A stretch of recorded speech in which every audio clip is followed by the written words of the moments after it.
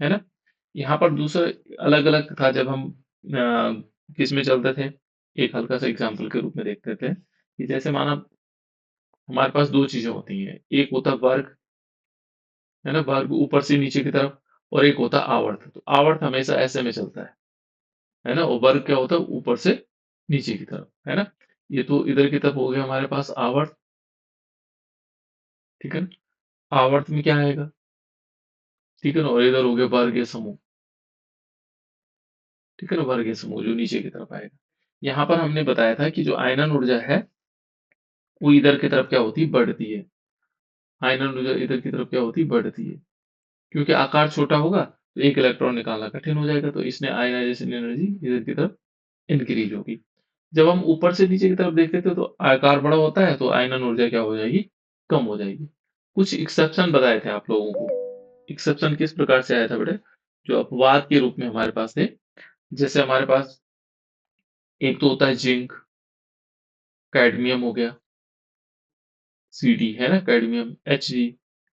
ये क्या होते हैं, इनकी जो आयनाइजेशन एनर्जी है, यानी कि आयनन ऊर्जा है, वो क्या होती है, सबसे अधिक मानी जाती है। क्योंकि ये क्या होगा, फुली फिल्ड ऑर्बिटल होते हैं, इनमें क्या होता है, पूर्ण पूरित होते हैं, ठीक है ना? इसलिए इनकी आयनाइजेशन ऊर्जा क्या होती है, अधिक होती है। ये मैंने आप लोगों को बताया होगा कि जिंक, कैडमियम और एचजी, क्योंकि इनके बाह्यतम कक्षा में इलेक्ट्रॉन पूरे होते हैं। हाफ फील्ड ऑर्बिटल वालों की भी क्या होगी, आयनन ऊर्जा अधिक होगी, यहाँ पर हाई फील्ड होगा।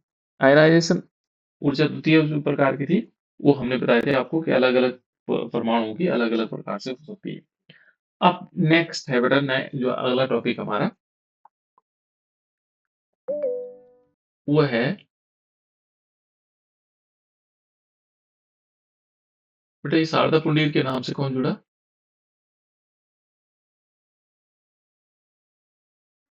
कौन है बेटा, शारदा पुंडीर के नाम से जुड़ा, जल्दी बताओ बेटा। साधना। है, साधना। साधना है बेटा, ठीक है। अब देखो बेटा, इसमें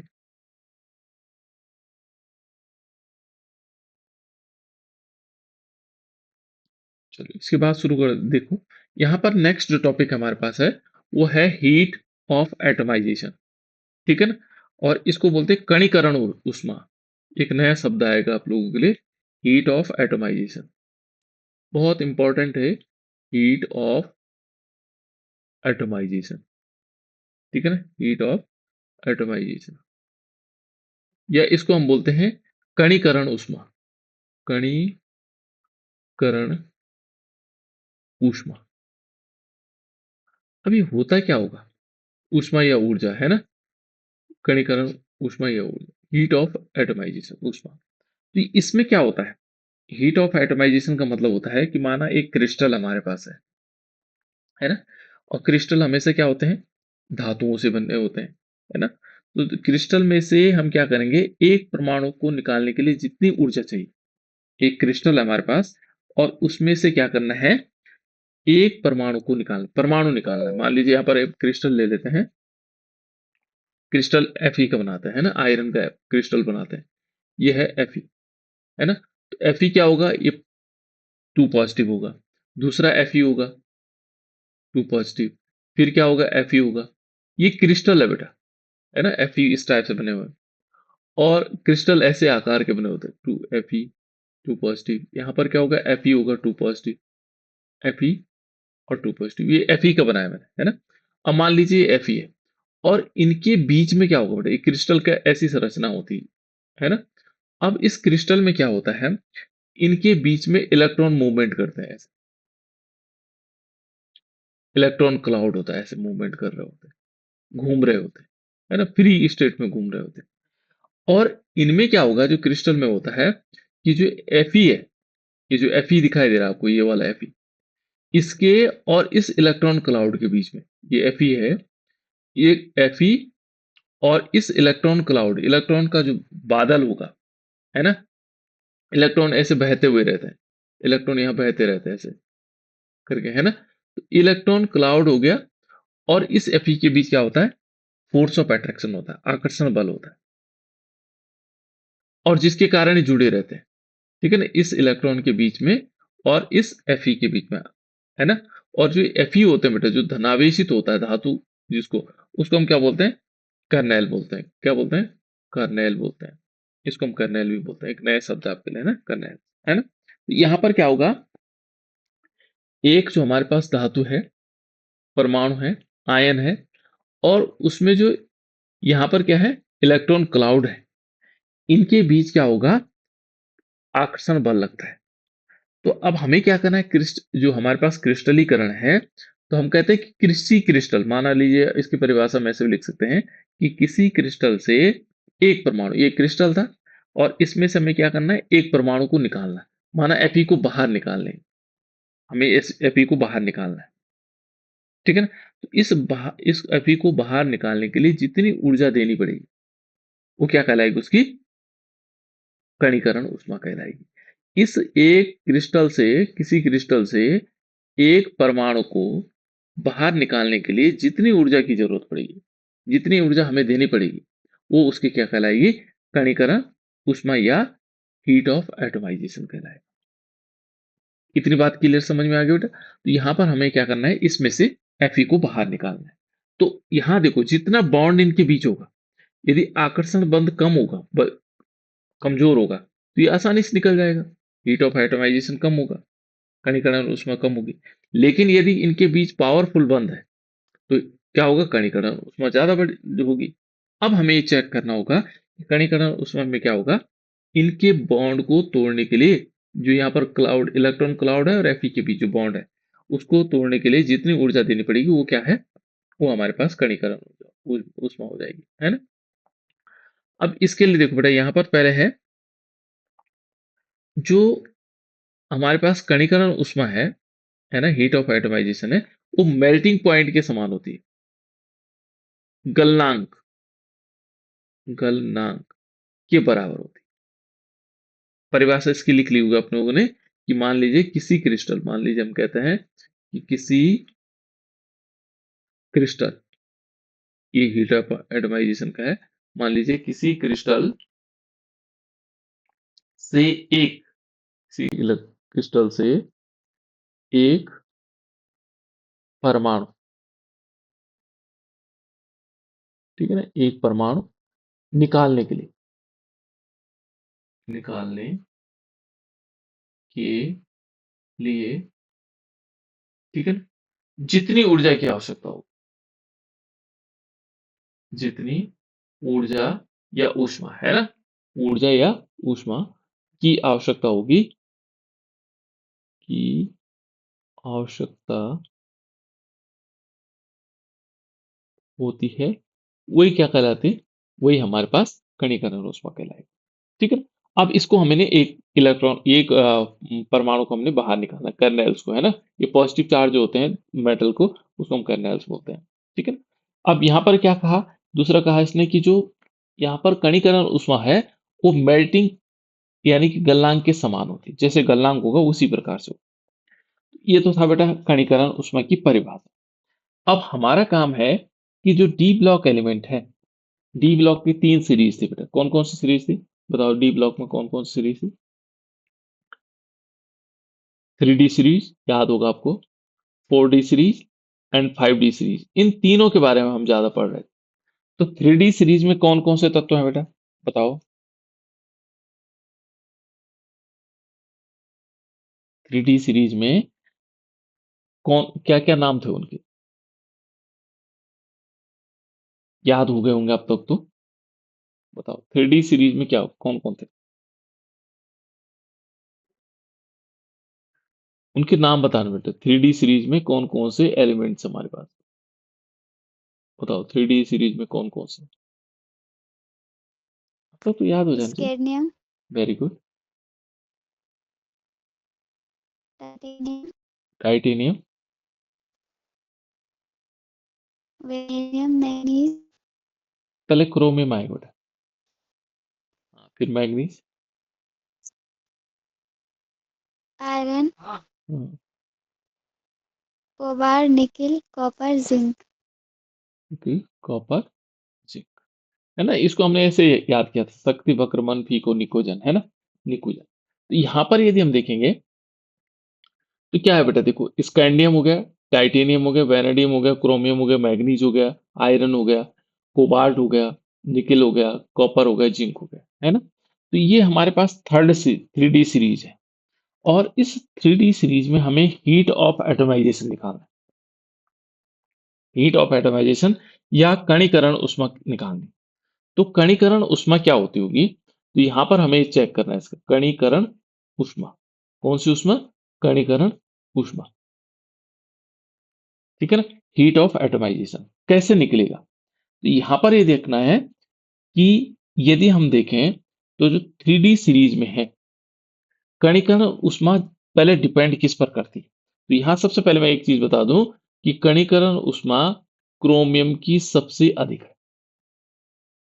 क्या कहा मैंने? कणीकरण उष्मा क्रोमियम की सबसे अधिक है। यहाँ पर जो हीट ऑफ एटमाइजेशन है वो किसका सबसे अधिक है? क्रोमियम का। अब यहां से तो क्या हो रहा है, अब कैसे इसमें देखेंगे, किस प्रकार से देखेंगे, क्यों होगी उसकी सबसे अधिक? क्या कारण हो सकता है कि कणीकरण उष्मा सबसे अधिक हो? किसकी? किसकी कणीकरण उष्मा सबसे अधिक हो? सबसे ज्यादा क्रोमियम की है। क्यों होगा ऐसा? तो उसका कारण यदि हम देखें बेटा, कि जो 3D सीरीज में है वो क्रोमियम की हीट ऑफ एटमाइजेशन सबसे अधिक होने का कारण क्यों है? क्योंकि इसमें सबसे ज्यादा अनपेयर इलेक्ट्रॉन है, अयुग्मित इलेक्ट्रॉन। इसमें सबसे ज्यादा अनपेयर्ड इलेक्ट्रॉन, अयुग्मित इलेक्ट्रॉन। ठीक है ना? अब अयुग्मित इलेक्ट्रॉन का मतलब क्या हुआ? यदि हम अभी क्रिस्टल को देखेंगे तो क्रिस्टल में हमने क्या पढ़ा था कि Fe2 पॉजिटिव होता है और इलेक्ट्रॉन क्लाउड होता है बेटा। इलेक्ट्रॉन का जो क्लाउड है उसके बीच फोर्स ऑफ अट्रैक्शन होता है, इनके बीच आकर्षण बल होता है। जो एक कर्नेल्स है, जो हमारे पास पॉजिटिव चार्ज है ना, मेटल है, और इसके बीच क्या होगा? Force of attraction. तो जब अधिक अयुग्मित इलेक्ट्रॉन होंगे, अधिक अयुग्मित इलेक्ट्रॉन के कारण इनके बीच जो बॉन्ड होगा वो ज्यादा होगा, यानी कि उनके बीच आकर्षण बल ज्यादा होगा। और उससे क्या होगा? जब ज्यादा होगा तो इससे इलेक्ट्रॉन निकालना कठिन हो जाएगा, उसके लिए हमें ज्यादा ऊर्जा देनी पड़ेगी। इसलिए कणीकरण ऊष्मा क्या होगी? अधिक होगी। जिसमें अयुग्मित इलेक्ट्रॉनों की संख्या ज्यादा होगी उसमें क्या होगा? उसका कणीकरण, जिस मान लीजिए सबसे किसी के पास अयुग्मित इलेक्ट्रॉनों की संख्या बहुत अधिक है, ठीक है ना, तो उसकी कणीकरण ऊष्मा भी अधिक होगी। ठीक है ना? यहाँ पर हमने, अब देखो कैसे पता लगेगा कि इसमें सबसे ज्यादा अनपेयर्ड इलेक्ट्रॉन है। पहले हम चेक करते हैं, है ना? तो यहाँ पर जो इलेक्ट्रॉनिक कॉन्फ़िगरेशन है बेटा, हम कैसे लिखते हैं? हम लिखते हैं, देखो 4s2 होता है और 3d1 होता है इसका इंडियम का। अब देखो यहाँ 3d2 होगा, है ना? 4s3d2 ऐसे होगा, है ना? लास्ट वाला को लिख रहा हूं मैं। इसका क्या होगा? यहाँ पर आया, इसको हम इलेक्ट्रॉनिक कॉन्फ़िगरेशन ऐसे बनाते हैं। यहाँ पर 4s को तो छोड़ देंगे, लेकिन इसमें क्या होंगे? 5 का d का 5 बना लेते हैं, है ना? इसमें एक अयुग्मित इलेक्ट्रॉन है, यहाँ पर एक अयुग्मित इलेक्ट्रॉन, ये तो जोड़ा है। यहाँ पर देखेंगे तो दो अयुग्मित इलेक्ट्रॉन। वैनेडियम में क्या होगा? 3d3 और 4s2 होगा, इसमें तीन इलेक्ट्रॉन होंगे। लेकिन यहाँ पर देखोगे तो यहाँ पर क्या होता है? 3d5 होता है और 4s क्या होता है? 1। ये हमने क्रोमियम का बताया था, जब आपको इलेक्ट्रॉनिक कॉन्फ़िगरेशन बताया था उस समय बताया था, एक इलेक्ट्रॉन यहां से आ जाता है। अब देखो इसमें अयुग्मित इलेक्ट्रॉनों की संख्या देखते हैं। इसमें अयुग्मित इलेक्ट्रॉनों की संख्या देखेंगे तो डी में कितने कक्षक होते हैं? 5। 1 2 3 4 5। और यहाँ देखो पांचों के पांचों क्या है? अयुग्मित इलेक्ट्रॉन है। यहाँ पर देखो तो 5 अयुग्मित इलेक्ट्रॉन, एक ये हो गया, दूसरा यहाँ हो गया, तीसरा यहाँ हो गया, चौथा यहाँ हो गया, 5 हो गया। और छठा देखो 4s में भी क्या है? 4s में भी एक है अयुग्मित इलेक्ट्रॉन। तो इसके पास कितने अयुग्मित इलेक्ट्रॉन है? 6 अयुग्मित इलेक्ट्रॉन है इसके पास। क्रोमियम के पास कितने अयुग्मित इलेक्ट्रॉन है? 6 अयुग्मित इलेक्ट्रॉन। और बाकी इसके पास देखो, स्कैंडियम के पास एक, टाइटेनियम के पास दो, इसके पास तीन, इसके पास 6 हो गया। अब देखो मैग्नीज के पास देखते हैं बेटा, मैग्नीज के पास क्या होगा? मैग्नीज के पास देखेंगे 4s2 एंड 3d5 होगा। इसके पास कितने होंगे? इसके पास 5 होंगे। देखो ये 5, ये वाला तो युग्मित हो गया, देखो 5 है। ठीक है ना? इसके बाद फिर क्या होगा, यहाँ पर क्या होगा, 4s2 हो जाएगा, लेकिन 3D कितने हो जाएंगे, 6 हो जाएंगे, 7 हो जाएंगे, सॉरी, नहीं 5 हुआ ना, तो 6 हो जाएंगे, सीधे यहाँ 6 हो जाएंगे। तो 6 का मतलब क्या हुआ, यहाँ 6 बढ़ गए तो 4 है, यहाँ पर इसमें कितने हो जाएंगे, 4, अब कम होते रहेंगे, यहाँ 3 हो जाएंगे, यहाँ 2 हो जाएगा, यहाँ 1 हो जाएगा अयुग्मित इलेक्ट्रॉन, और इसके बाद शून्य हो जाएंगे। तो यहाँ पर क्या हो रहा है, यदि हम देखेंगे तो ये बहुत इंपॉर्टेंट है। ये कहता है कि क्रोमियम के पास सबसे ज्यादा क्या होता है, अयुग्मित इलेक्ट्रॉन होता है, जिसके कारण क्या हुआ, उसकी कणीकरण ऊष्मा सबसे अधिक होगी, क्योंकि कणीकरण ऊष्मा किस पर डिपेंड करती है, आकर्षण बल पर, इलेक्ट्रॉन क्लाउड और कर्नेल के बीच। तो यहां पर क्या होगा कि जितने अयुग्मित इलेक्ट्रॉन होंगे, तो उन अयुग्मित इलेक्ट्रॉनों के कारण उसमें क्या होगा, कणीकरण ऊष्मा उतनी अधिक होगी। ये बात समझ में आई बेटा, या दोबारा बताओ,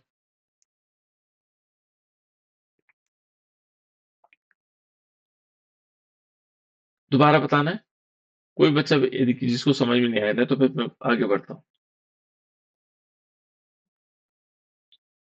ठीक है ना। अब हमारा ये हो गया क्लियर कि इसमें क्या होगा, जितने ज्यादा हमारे पास क्या होंगे अयुग्मित इलेक्ट्रॉन, और अयुग्मित इलेक्ट्रॉन को हम आसानी से निकाल सकते हैं बेटा, है ना। मैंने बताया था कि किस प्रकार से हम निकाले जा सकते हैं, ठीक है। तो हमारे पास क्या आ गया, ये हम देखेंगे इसमें हीट ऑफ आइडमाइजेशन। तो आपको याद रखना, कणीकरण ऊष्मा सबसे अधिक किसकी है, क्रोमियम की है। क्यों, क्योंकि उसमें सबसे अधिक अयुग्मित इलेक्ट्रॉन है, और अयुग्मित इलेक्ट्रॉनों से होने के कारण क्या होता है, जो आयन होंगे एटम और इलेक्ट्रॉन क्लाउड के बीच सबसे अधिक फोर्स ऑफ अट्रैक्शन होता है, ठीक है ना। और इसके कारण इसकी हीट ऑफ आइडमाइजेशन या कणीकरण ऊष्मा सबसे अधिक होगी, ठीक हो गया। अब नेक्स्ट है बेटा इसमें,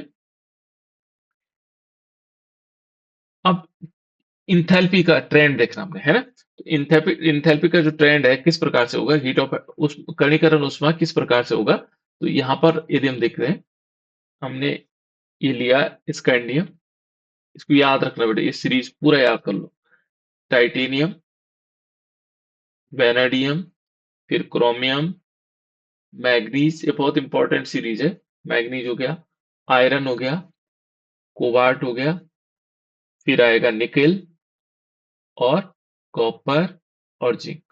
यहाँ पर हमने बताया आपको कि यहाँ पर एक इसके पास क्या होगा, एक अयुग्मित इलेक्ट्रॉन होते हैं, इसके पास दो होंगे, इसके पास तीन होंगे, इसके पास छह होंगे, इसके पास पांच होंगे, इसके पास चार होंगे, इसके पास तीन होंगे, दो होगा, और लास्ट में एक होगा, और इसके पास शून्य होंगे, ठीक है। क्योंकि हमें पता है कि कणीकरण ऊष्मा हमेशा अयुग्मित इलेक्ट्रॉनों पर निर्भर करती है। तो यहाँ पर हम पॉइंट नोट कर सकते हैं कि जो कणीकरण ऊष्मा है हमारे पास, कौन सी है, कणीकरण। कणीकरण का मतलब हीट ऑफ एटमाइजेशन, है ना। कणीकरण ऊष्मा जो है हमेशा किस पर निर्भर करती है, अयुग्मित इलेक्ट्रॉन पर। यदि अयुग्मित इलेक्ट्रॉन ज्यादा है, ठीक है ना, यदि यहाँ पर क्या होगा बेटा, अयुग्मित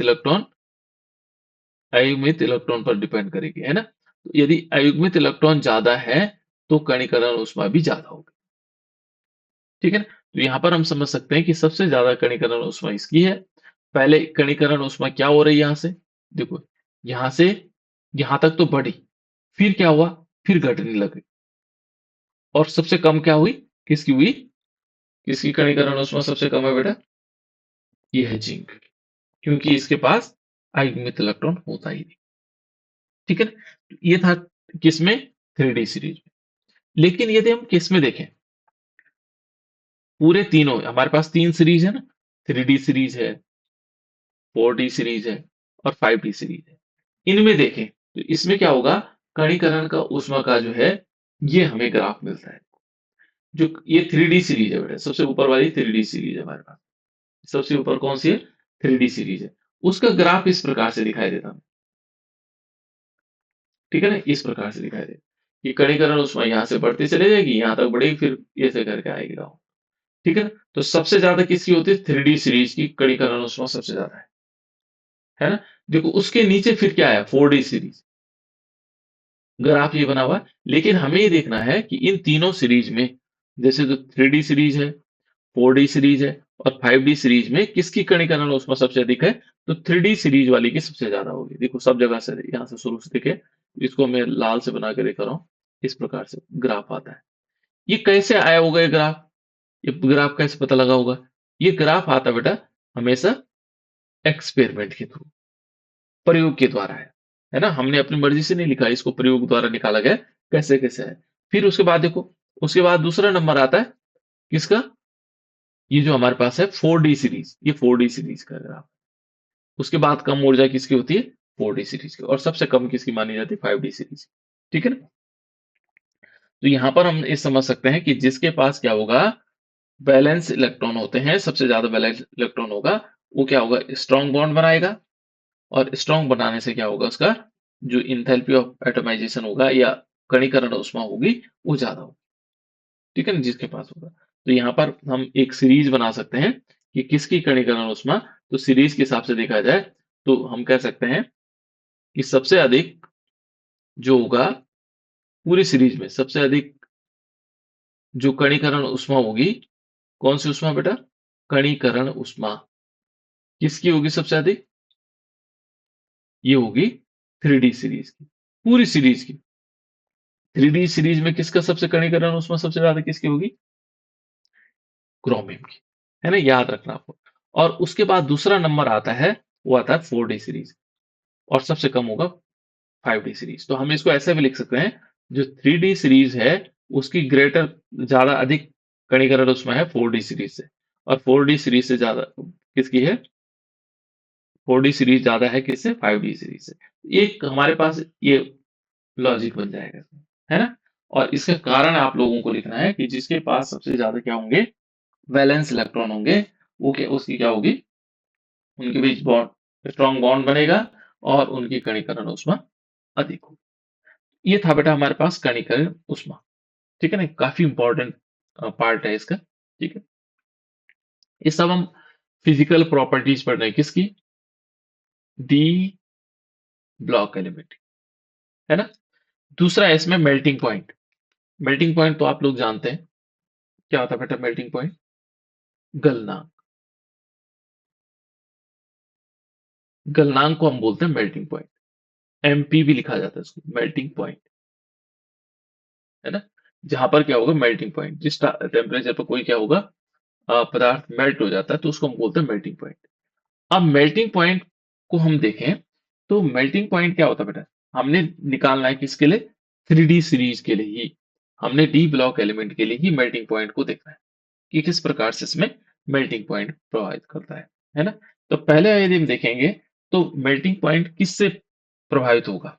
देखो बेटा, मेल्टिंग पॉइंट ये है, यदि इनके बीच 3D सीरीज हम यदि उसको देखेंगे, तो 3D सीरीज में क्या था? हमने अभी बताया था आपको कि जो हमारे पास कर्नेल्स होते हैं, है ना? उनके बीच जो आकर्षण बल होगा, वो इलेक्ट्रॉन क्लाउड के बीच जो है ना, एटमाइजेशन, हीट ऑफ एटमाइजेशन, ये बहुत कुछ हीट ऑफ एटमाइजेशन पर डिपेंड करता है। ठीक है? तो यहाँ पर देखोगे यदि बंध बनाने की क्षमता ज्यादा है, कोई, मान लीजिए कोई परमाणु हमारे पास है और उसकी बंध की क्षमता अधिक है, ठीक है?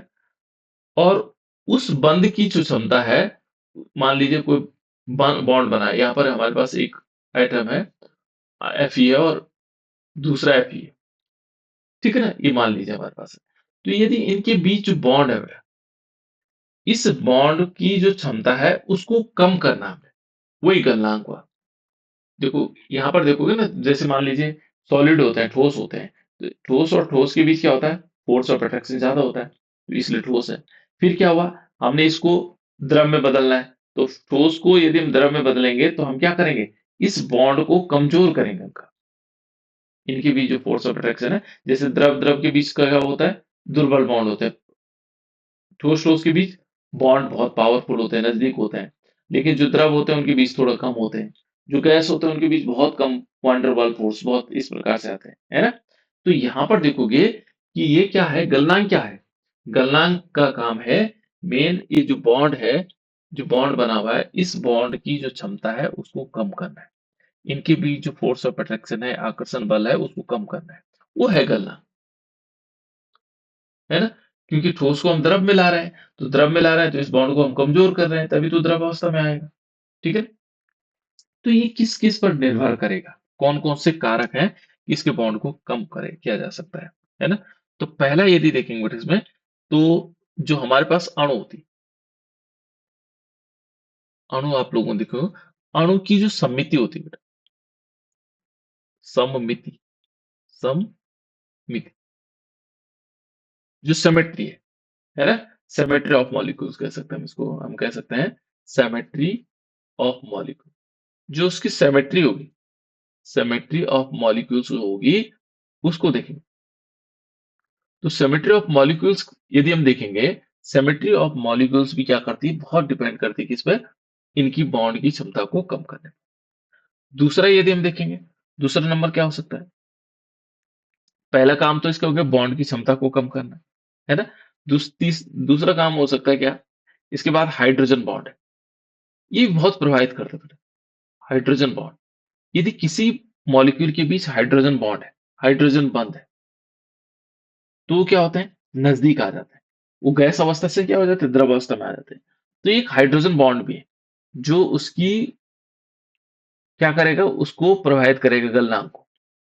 हाइड्रोजन बॉन्ड है, मान लीजिए देखो आप लोगों ने सुना भी होगा कि जो हमारे पास H2O है, वो हाइड्रोजन बॉन्डिंग बनाते हैं, जबकि H2S गैस है।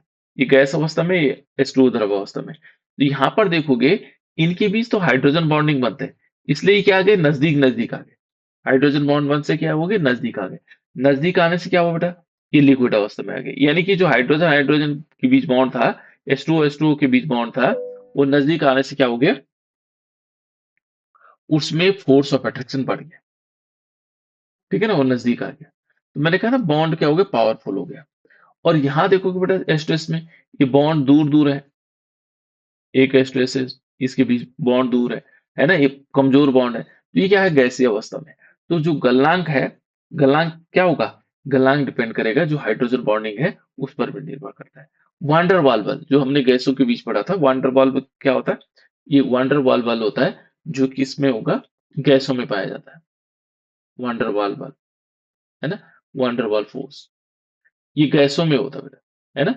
इसको भी इस ये भी क्या करेगा, प्रभावित करेगा। ये सारे के सारे क्या होंगे, प्रोपोर्शनल होंगे मेल्टिंग पॉइंट के। उसके बाद सरफेस एरिया, अणु का जो सरफेस एरिया है ना, सरफेस एरिया भी क्या करता है, जो हम कैसे, जिसको पृष्ठ क्षेत्रफल कहते हैं, पृष्ठ क्षेत्र, जो पृष्ठ का क्षेत्र है, वो भी क्या करता है, वो भी किसको प्रभावित करता है, जो मेल्टिंग पॉइंट होता है, गलनांक होता है, उसको प्रभावित करता है। ठीक है।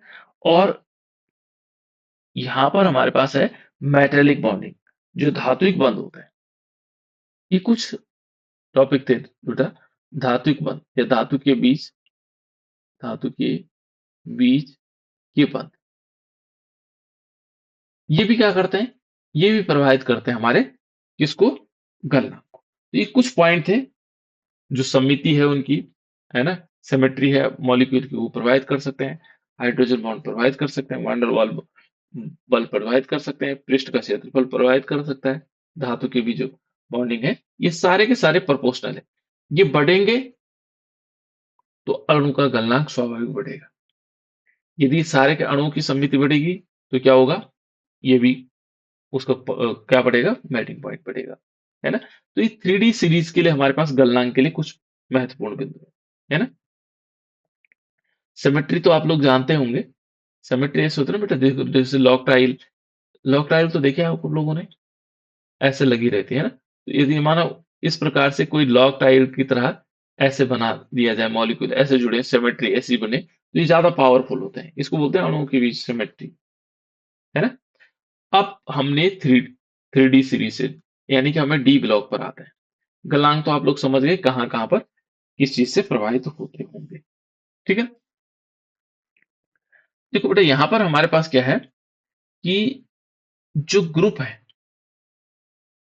बेटा, देखो हमारे पास ग्रुप नंबर 6, ग्रुप नंबर 6 पता है आप लोगों को, ग्रुप नंबर 6 कौन सा है? इस डी ब्लॉक में हमारे पास वैसे ग्रुप नंबर 6 कौन सा आता है, पहले ये देखिए। पहला ग्रुप तो हमारे पास ये हो गया, हाइड्रोजन लिथियम वाला।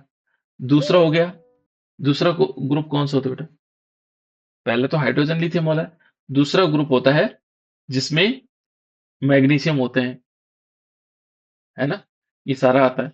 तीसरा ग्रुप कौन सा आता है? स्कैंडियम वाला आ गया। चौथा वाला कौन सा है? बताओ। टाइटेनियम वाला। पांचवा कौन सा है? पैनेडियम वाला। और छठा कौन सा है? क्रोमियम। इसकी बात करूं मैं, तो देखो जो छठा ग्रुप है हमारे पास, जो छठा समूह है, इसका मेल्टिंग पॉइंट सबसे अधिक होता है। छठे ग्रुप का जो गलनांक है, ये सबसे अधिक होता है। का गलनांक सबसे अधिक होता है। क्यों होता होगा इसका गलनांक? देखो, क्रोमियम हो गया, है ना? फिर दूसरा आता है इसमें मोलिब्डेनम हो गया, और टंगस्टन हो गया। ये तीन आते हैं बेटे इसमें। एक होता है मोलिब्डेनम और टंगस्टन, डब्ल्यू। ठीक है ना? ये तीन है इसके। और ये तीनों क्या है, इनका गलनांक सबसे अधिक होता है। और उसका रीजन क्या था?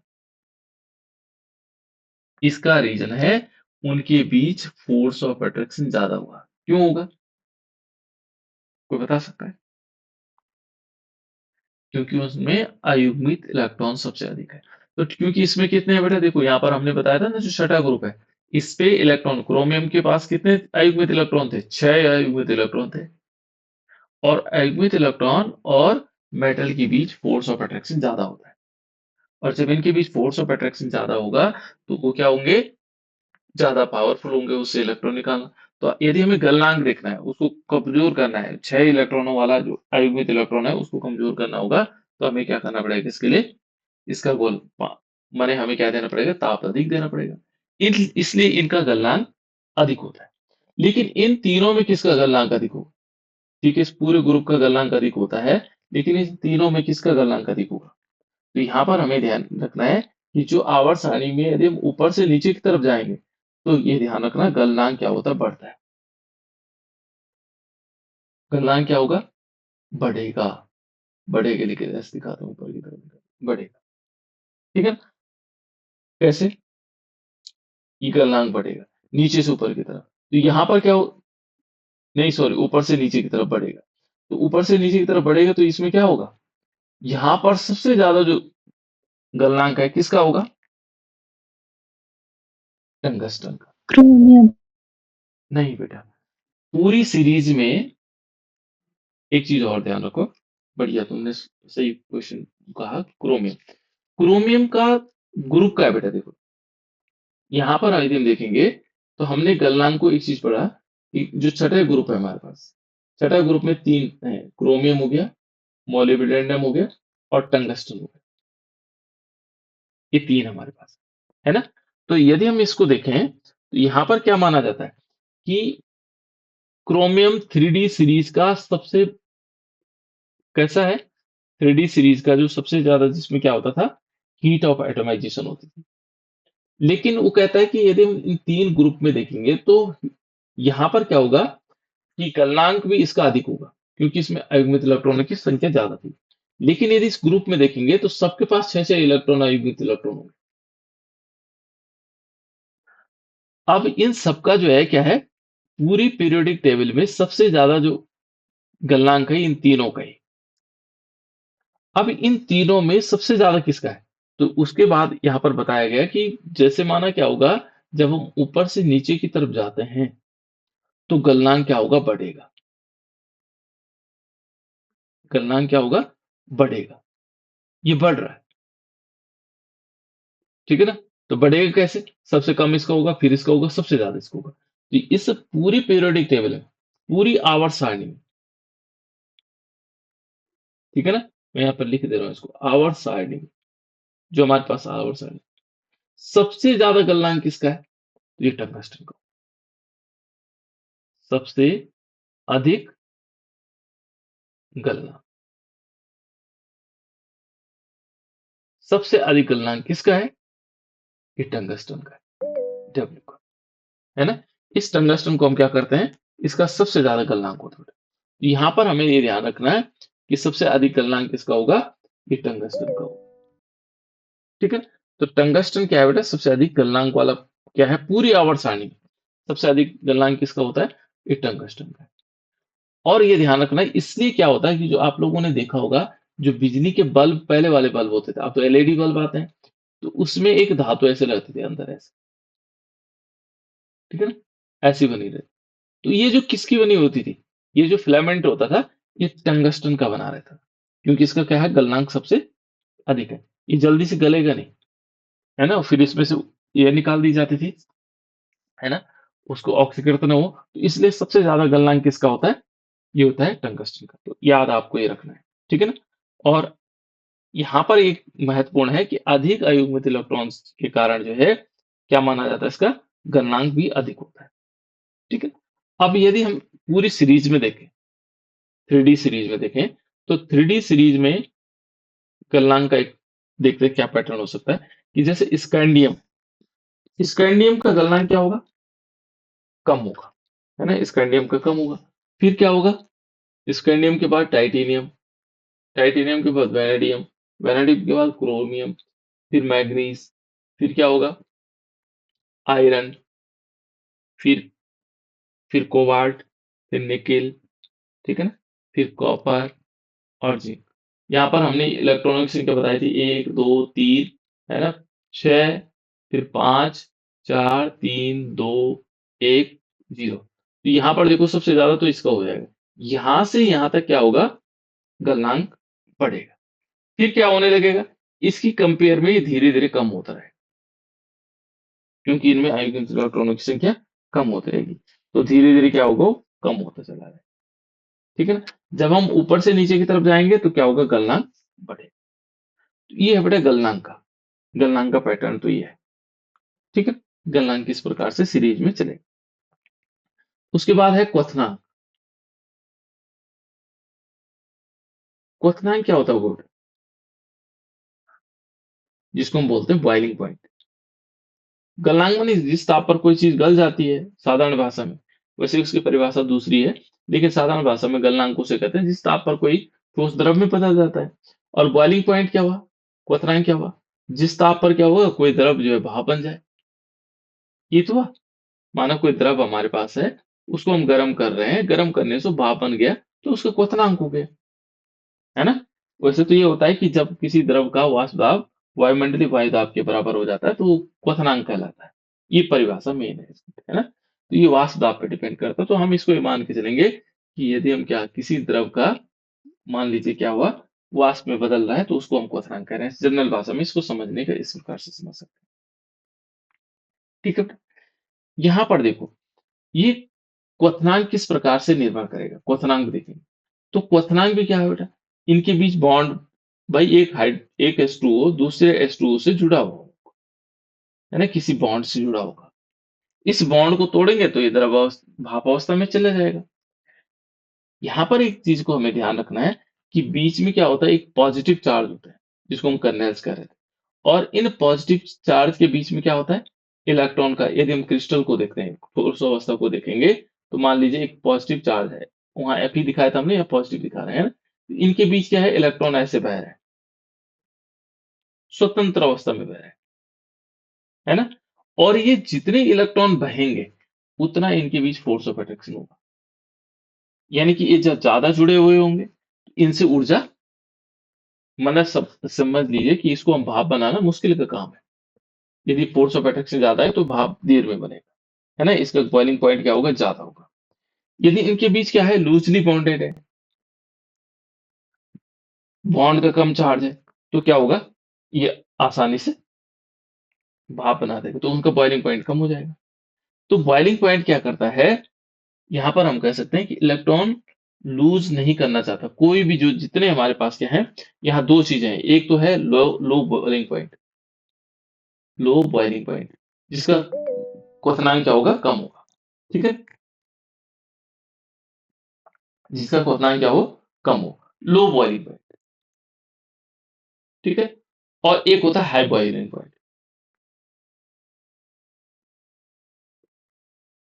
ठीक है ना? दो चीजें, एक तो लो बॉइलिंग पॉइंट हुआ, और एक हमारे पास हाई बॉइलिंग पॉइंट हुआ।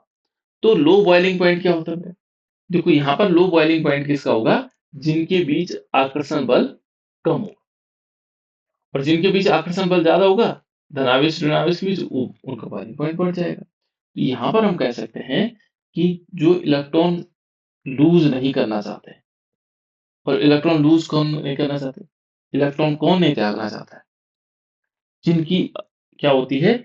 स्टेबिलिटी होती है, जो स्टेबल होता है, जैसे क्रोमियम है। तो क्रोमियम में क्या है? क्रोमियम में हाफ फील्ड ऑर्बिटल आता है। ये इलेक्ट्रॉन त्यागना नहीं चाहता, है ना? 3d5 और 4s3 1, ये क्या है? स्टेबल है ना? मैग्नीज है। उसके बाद देखोगे मैग्नीज भी क्या है? 3d5 है और 4s2 है, ये भी स्टेबल है। और जिंक को देखा होगा, तीसरा कौन सा है? जिंक। क्रोमियम, मैग्नीज और जिंक। जिंक भी क्या है? स्टेबल है। तो इनमें इलेक्ट्रॉन क्या होते हैं? इनका देखोगे तो इनका जो बॉइलिंग पॉइंट है, ये इनमें यदि देखोगे तो इनका इलेक्ट्रॉन क्या है? ये इलेक्ट्रॉन त्यागना ही नहीं चाहते हैं। तो स्टेबल इलेक्ट्रॉनिक कॉन्फ़िगरेशन है इनके पास, जिसके कारण क्या होगा? ये इनसे बॉन्ड नहीं बनाते हैं। इस इलेक्ट्रॉन से उनको ज़्यादा लेना-देना होता नहीं। तो ये आसानी से क्या कर देंगे? इनका लो बॉइलिंग पॉइंट होगा। इनका क्या होगा बेटा? लो बॉइलिंग पॉइंट। यानी कि इनका जो क्वथनांक होगा वो कम। और बाकी का क्वथनांक, क्योंकि उनके पास इलेक्ट्रॉन है, वो इलेक्ट्रॉन को अपनी तरफ रखते हैं, यानी कि चार्ज का डिलोकलाइजेशन होता है। ठीक है? तो ये बॉइलिंग पॉइंट पे आप ध्यान रखना कि जिनकी स्टेबिलिटी ज़्यादा होती है, उनको यदि देखेंगे उनका क्वथनांक क्या होगा? कम होगा। ठीक है? और जिनकी स्टेबिलिटी कम होगी, जिनके पास अनपेयर्ड इलेक्ट्रॉन होंगे, बॉन्ड बनाएँगे, उनका क्या होगा? वो उनका बॉइलिंग पॉइंट अधिक होगा। यहाँ पर आपको ये ध्यान रखना है। ठीक है? इसके बाद जो नेक्स्ट पॉइंट आता है बेटा, वो आता है हमारे पास reduction. Reduction potential. Reduction potential को हम हिंदी में बोलते हैं बेटा अपचयन विभव। अपचयन विभव क्या होता है बेटा? अपचयन विभव, ये थर्ड यूनिट आ गया, मतलब तीसरी या दूसरी यूनिट। अपचयन विभव,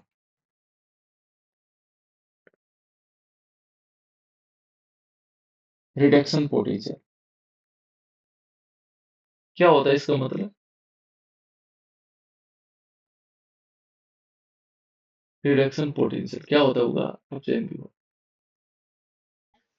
किसी इलेक्ट्रोड का विलयन में इलेक्ट्रॉन ग्रहण करने की प्रवृत्ति को। बिल्कुल, है ना? या हम एक चीज सिंपल भाषा में कह सकते हैं कि माना अपचयन होना है। देखो, अपचयन का मतलब अपचयन होने से जो विभव उत्पन्न होता है। माना किसी तत्व का अपचयन हुआ, है ना? अपचयन का मतलब होता है बेटा इलेक्ट्रॉन ग्रहण करने की क्षमता, है ना? किसी इलेक्ट्रॉन को, माने सॉरी, किसी परमाणु है और उसने इलेक्ट्रॉन ग्रहण किया, इसका अपचयन हुआ। तो इसकी जो इससे जो क्या होगा? इसके अपचयन से जो विभव उत्पन्न होगा। मान लीजिए हमने क्या किया? Fe लिया, Fe2 पॉजिटिव लिया और इसने 2 इलेक्ट्रॉन लिए और इसने क्या बना दिया? Fe बना दिया। तो इसका अपचयन हुआ, है ना? इससे क्या हुआ? अपचयन हुआ। इस Fe2 पॉजिटिव का जो अपचयन हुआ, उससे कितना विभव उत्पन्न हुआ? वो अपचयन विभव हो जाएगा, है ना? जो अभी इस वीडियो में बताया कि माना कोई परमाणु है, उसका क्या हो रहा है? अपचयन हो रहा है, तो उससे विभव उत्पन्न होगा, तो अपचयन विभव कहलाएगा। यानी कि अपचयन की क्रिया के द्वारा जितना विभव उत्पन्न होता है ना? अपचयन की क्रिया में जितना विभव उत्पन्न होता है, वो क्या कहलाएगा? अपचयन विभव कहलाएगा, है ना? रिडक्शन। तो यहाँ पर क्या होगा? अपचयन विभव यदि देखेंगे तो अपचयन विभव हमने पढ़ा था। लिथियम का अपचयन विभव क्या होता है बेटा? एक लिथियम को पढ़ा था और एक सबसे दूसरा वाला कौन सा पढ़ा था? एक तो लिथियम होता है और एक हमने Fe पढ़ा था, F पढ़ा था, फ्लोरीन पढ़ा था, है ना? इनका अपचयन विभव देखा था हमने। तो लिथियम का सबसे क्या हो गया था? जो अपचयन विभव क्या है? सबसे कम। लिथियम का अपचयन विभव सबसे कम, क्योंकि नेगेटिव होता था। और जो हमारे पास क्या होगा? फ्लोरीन का था, उसका अपचयन विभव सबसे अधिक। ठीक है ना? ये हमने कहाँ पढ़ा था? जब हम कौन से तीसरा चैप्टर पढ़ रहे थे। ठीक है? ये अपचयन विभव वाला भी बहुत इंपॉर्टेंट है। अब यहाँ पर हम अपचयन विभव को देखेंगे किस वाले में? 3D सीरीज में। ठीक है? तो इसको पूरा कर देते बेटा, है ना? कोशिश करते हैं। तो देखो बेटा, अब हम अपचयन विभव तो समझ में आ रहा होगा कि यानी कि कोई भी आयन है, उसको अपचयित जब वो उसका अपचयन हो रहा है, उस क्रिया के दौरान जो विभव उत्पन्न होगा, वो अपचयन विभव होगा। ठीक है? और यहाँ पर हमें क्या करना है कि जो 3D सीरीज़ के तत्व हैं, जितने हमारे पास क्या हैं, 3D सीरीज़ के तत्व हैं। 3D सीरीज़ के तत्व कौन-कौन से? देखो, अब मैं बता रहा हूँ, स्कैंडियम, टाइटेनियम, वैनाडियम, क्रोमियम, मैंगनीज़, ये बार-बार इसलिए लिख रहा हूँ ताकि याद हो जाए। आयरन, कोबाल्ट, निकेल, और निकेल के बाद मैं सीधे लिख रहा हूँ जिंक। एक छोड़ दे रहा हूँ यहाँ पे बीच में, ठीक है ना? उसको मैंने छोड़ दिया। ये किसको छोड़ा? कॉपर को, ठीक है ना? इसको मैंने काट दिया यहाँ से। इन सब का यदि देखोगे, रिडक्शन पोटेंशियल क्या होता है? नेगेटिव होता है। इनका रिडक्शन पोटेंशियल क्या होता है? नेगेटिव होता है। क्या होता है? नेगेटिव। ये सारे के सारे नेगेटिव वाले रिडक्शन पोटेंशियल। केवल यहाँ कॉपर था जिसका पॉजिटिव होता है 0.34 वोल्ट, ये हमने पढ़ा हुआ है। देखो पॉजिटिव होता है, बाकी सारे के सारे क्या है? नेगेटिव। तो जितने भी क्या है, यदि रिडक्शन पोटेंशियल हमने पढ़ा था, एक चीज ध्यान रखना, जिसका अपचयन विभव अधिक होता है, उसका क्या होता है बेटा? कोई बताएगा? जिसका अपचयन विभव, ये लाइन मैंने बहुत उस समय बहुत मेन लाइन मान के चला था इसको। माना किसी भी तत्व का अपचयन विभव अधिक होता है, तो उसका क्या होता है? क्या होगा उसका? अपचयन होगा, उपचयन होगा? जिसका अपचयन विभव अधिक होगा, मान लीजिए किसी तत्व का अपचयन विभव अधिक है, तो उसका क्या होगा? अपचयन होना है। और जिसका अपचयन विभव कम होगा, उसका होना है उपचयन। चयन मैंने ऑक्सीडेशन। ये लाइन हमने याद की थी उस दौरान। तो यहां पर देखो, इन सबका क्या है? यदि सबको देखेंगे तो इनका विभव कैसा है? ये क्या है? नेगेटिव है। इनका अपचयन विभव कम है, तो इन सब किसी का अपचयन नहीं होना, बल्कि क्या होना है? कम है, नेगेटिव में है ना? नेगेटिव में है, तो इसलिए क्या होगा? ये यहाँ पर देखा जाए तो ये क्या करेंगे? इनका क्या होगा? इनका ऑक्सीडेशन होगा। लेकिन आप लोगों ने देखा होगा कि ये सारे तत्व, यहाँ पर देखो, ये सारे के सारे तत्व हम HCl से रिएक्शन करवाते हैं। मान लीजिए हमने हाइड्रोक्लोरिक अम्ल से रिएक्शन करवाई इसकी, तो ये सारे रिएक्शन करेंगे, और रिएक्शन करने से क्या बनाते हैं? हाइड्रोजन गैस बनाते हैं। लेकिन क्या नहीं करता है? कॉपर के साथ करवा के देखना। ये तो हम प्रैक्टिकल लैब में भी कर सकते हैं। कॉपर के साथ हम HCl की रिएक्शन करवाएंगे, नो रिएक्शन, कोई रिएक्शन नहीं होगी। क्यों नहीं होगी? क्योंकि इसका मानक अपचयन विभव क्या है? अधिक है। इसका अपचयन इसका होना है। अपचयन किसका होना है? इसका होना है ना? इसका क्या होना है? ऑक्सीकरण। इसलिए क्या होगा? इसका ऑक्सीकरण हो नहीं पाता है, इसलिए रिएक्शन करता ही नहीं। और यहाँ पर बाकी के साथ क्या होता है? जैसे H प्लस है, तो H प्लस क्या करेगा? इलेक्ट्रॉन लेगा और क्या बना देगा? H2 बना देगा। तो हाइड्रोजन गैस बनती थी। लेकिन यदि स्कैंडियम में क्या था? नेगेटिव। इसका क्या होना है? यहाँ पर मानक अपचयन भी इसका कम है ना? तो इसका क्या होगा? ऑक्सीकरण होगा। इसका ऑक्सीकरण होगा तो ये इलेक्ट्रॉन त्यागेगा, ये इलेक्ट्रॉन त्यागेगा तो ये इलेक्ट्रॉन ग्रहण को करेगा, है ना? और इस प्रकार से क्या होगा बेटा? इन सबके साथ, स्कैंडियम से निकेल और जिंक तक, सबके साथ यदि हम अम्ल की अभिक्रिया करवाते हैं तो हाइड्रोजन गैस निकलती है। केवल कॉपर को छोड़ दिया जाता है। कॉपर क्या है? अपवाद है। तो यहाँ पर हम ये ध्यान रखना है इसमें कि जो मेटल होते हैं, जनरली क्या करते हैं? इलेक्ट्रॉन डोनर होते हैं। लेकिन कौन नहीं है इलेक्ट्रॉन डोनर? कॉपर। एक कॉपर एक ऐसा मेटल है जो इलेक्ट्रॉन को देता नहीं है, क्योंकि ये क्या है? इसका इलेक्ट्रॉन विभव कम है। ठीक है? तो यहाँ पर ये देख लीजिए बेटा, जो लिथियम है, लिथियम हमेशा, लिथियम जो होगा वो उसका नेगेटिव, ऋणात्मक, है ना? या सबसे कम क्या होगा? अपचयन विभव होगा। इसका सबसे कम अपचयन विभव होगा। सबसे कम किसका होगा? लिथियम का।